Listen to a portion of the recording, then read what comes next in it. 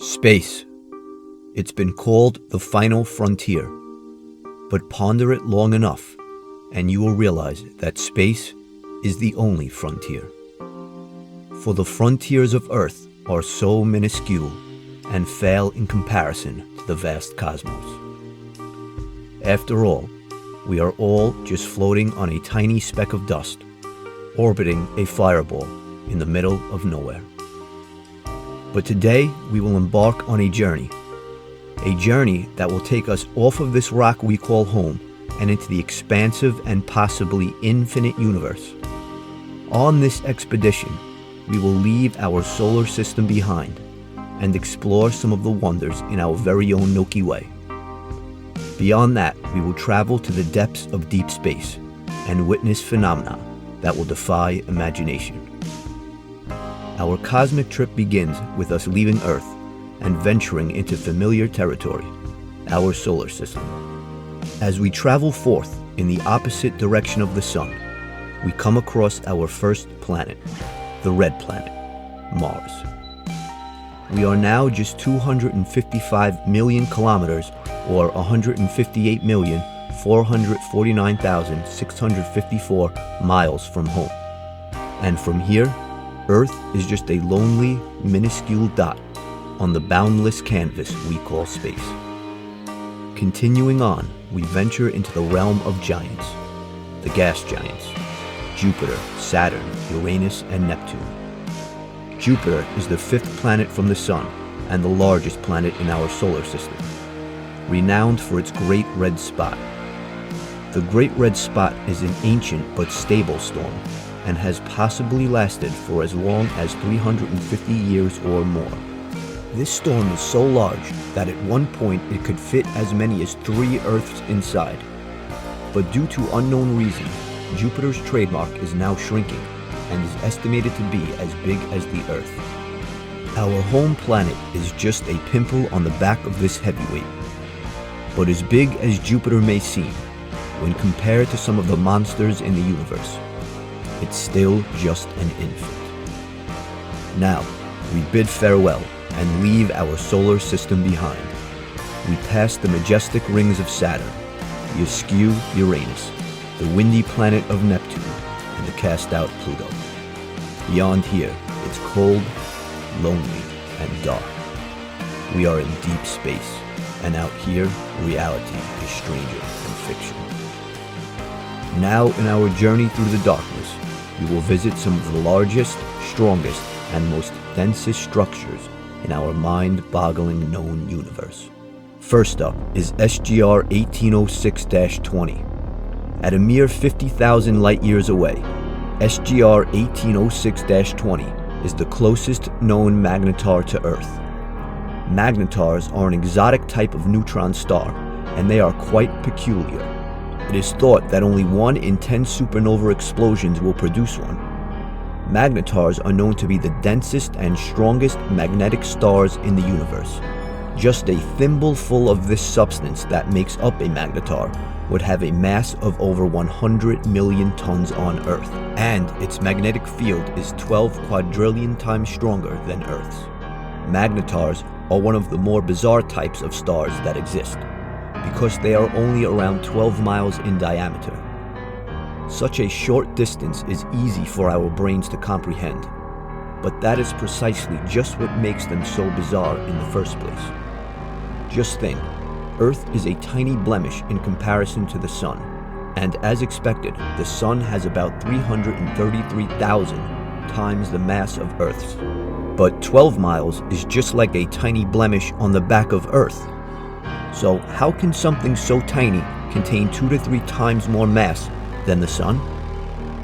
Well, the simple answer is that when supermassive stars go supernova, they can either collapse into a neutron star like a magnetar, or form a black hole.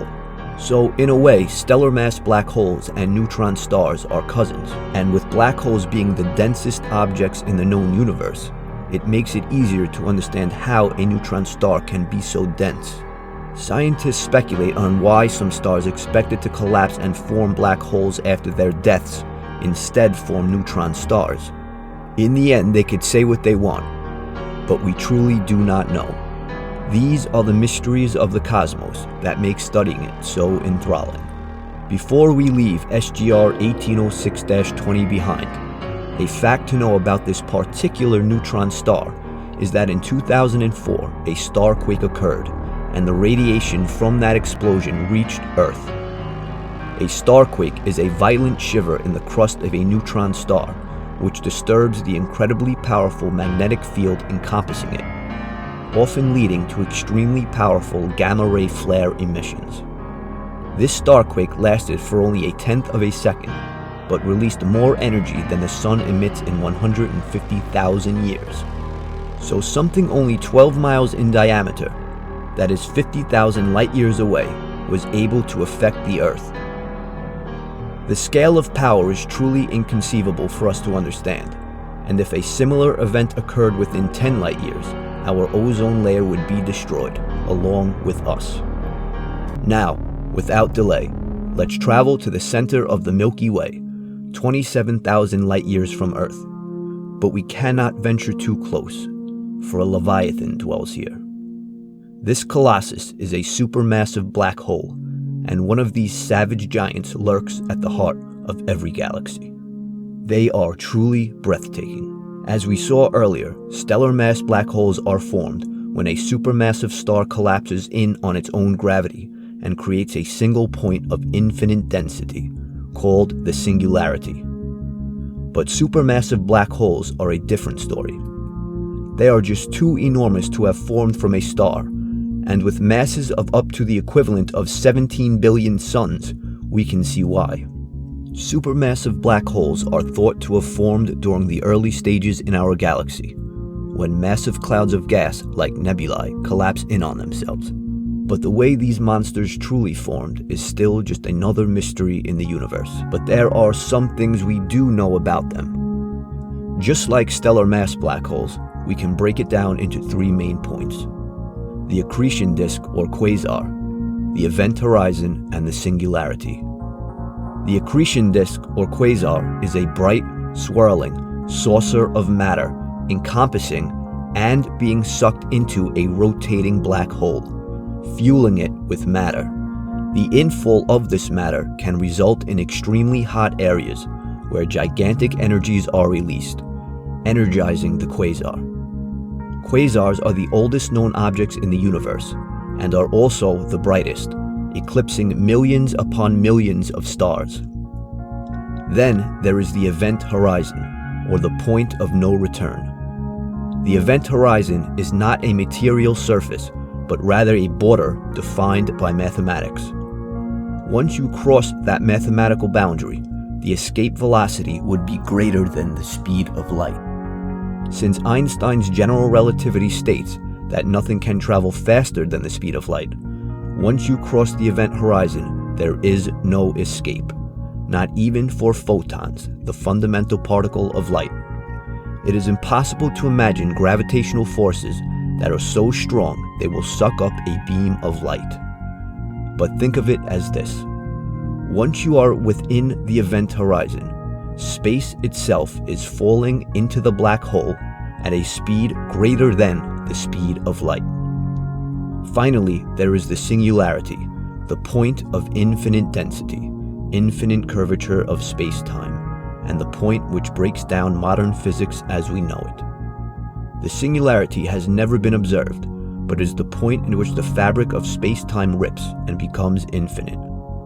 Due to the extreme gravity of the singularity, any object caught within its gravitational field will experience gravitational time dilation. The closer you are to the black hole, the slower time will move. If someone were to watch you fall into a black hole, it would appear as if you would just slow down and fade, never reaching the singularity, but instead simply vanish. So due to the gravitational time dilation, the person watching you fall into the black hole faded into history as you literally stretched into the future. Now, let's begin our journey home. But on the way, we will make a pit stop at one of the largest stars we know of, UY Scuti. If we're going by sheer volume, UY Scuti is king. UY Scuti is a bright red, extremely luminous, variable supergiant star. Variable meaning that it expands and contracts on a regular basis. The star's size changes in variation roughly every 740 days. It has a mean diameter of 1,500,000,000, which is 1,700 times our own Sun, even though UY Scuti is 9,500 light years, or 55 quadrillion, 846 trillion, 941 billion, 45,244,273 miles away. You can still see it with the telescope you found in Mom's basement. This is because its luminosity is 340,000 times our own Sun. Now these numbers are just too gargantuan for our brains to wrap around. It's not like we encounter anything close to this scale in our everyday lives. But to try and help better understand how massive this star really is, let's talk about the speed limit of the universe. The speed of light travels at 186,000 miles a second. If you were to travel at that speed around the equator of the Earth, you would circumnavigate the globe approximately 7.5 times a second. Now, a beam of light traveling across our own Sun would take 14 seconds. But in comparison to the mammoth UY Scuti, that difference is negligible. So if you could travel at 186,000 miles a second, it would still take you 7 hours to travel around UY Scuti. That's almost 28 times longer than it takes to circumnavigate our own Sun. And with UY Scuti's volume of 5 billion times our own Sun, we can see why. So next time you have to take a trip to Great Aunt Mavis's house 2 hours away, just remember that distance is so insignificant when compared to the monumental distances that exist in the universe. Hopefully these astronomical sizes we observed today help your perspective of how infinitesimal we really are, but at the same time help us to appreciate life on our home planet Earth. Because compared to some of the violent forces in the universe, Earth is a paradise.